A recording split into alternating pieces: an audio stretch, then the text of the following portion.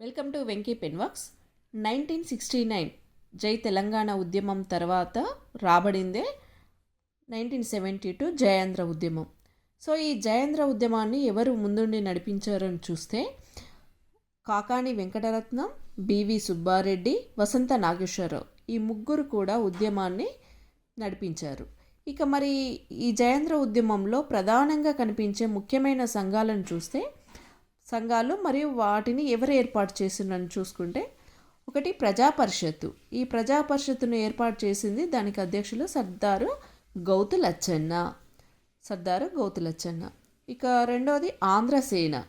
ఈ ఆంధ్రసేనను ఏర్పాటు చేసింది మాదాల జానకీరామ్. ఇక థర్డ్ వన్ జై ఆంధ్ర ఫ్రంట్.